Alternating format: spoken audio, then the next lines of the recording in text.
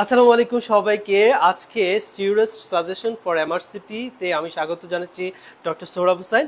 So আজকের ভিডিওটা হচ্ছে মাল্টিপল মায়োলোমার উপরে। ওকে, এইখান থেকে মাল্টিপল মায়োলোমা থেকে আপনার স্পেশালি ডায়াগনোসিসটা পরীক্ষার মধ্যে সবচেয়ে বেশি বড় আসছে।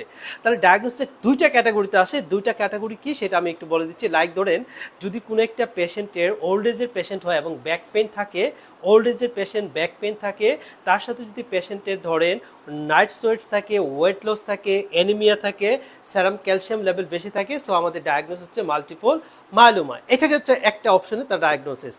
আরেকটা অপশনের ডায়াগনোসিস আপনাকে দিতে পারে, সেটা হচ্ছে ধরেন একটা ওল্ড এজের পেশেন্ট, তার ব্যাক পেন আছে, ঠিক আছে, ব্যাক পেন আছে, এর সাথে ওরা বলে দিবে যে তার সেরামে টোটাল প্রোটিনের পরিমাণ বেশি আছে, কিন্তু অ্যালবুমিনের পরিমাণ কম আছে, কিন্তু গামা গ্লোবুলিনের পরিমাণ বেশি আছে। ওকে, অর্থাৎ অ্যালবুমিনটা কম থাকে, গামা গ্লোবুলিনটা অনেক বেশি পরিমাণ বেড়ে যায়, এবং টোটাল প্রোটিন যেটা টোটাল প্রোটিনের পরিমাণ হচ্ছে বেড়ে যায়। সো এই পেশেন্টের ডায়াগনোস হচ্ছে আমাদের মাল্টিপল মায়োলোমা, ঠিক আছে। সো এই দুইটা ভ্যারাইটিসের মাধ্যমে কিন্তু এই পরীক্ষায় এই ডায়াগনোসটা মেইনলি মাল্টিপল মায়োলোমার করা যায় এবং পরীক্ষা আসে।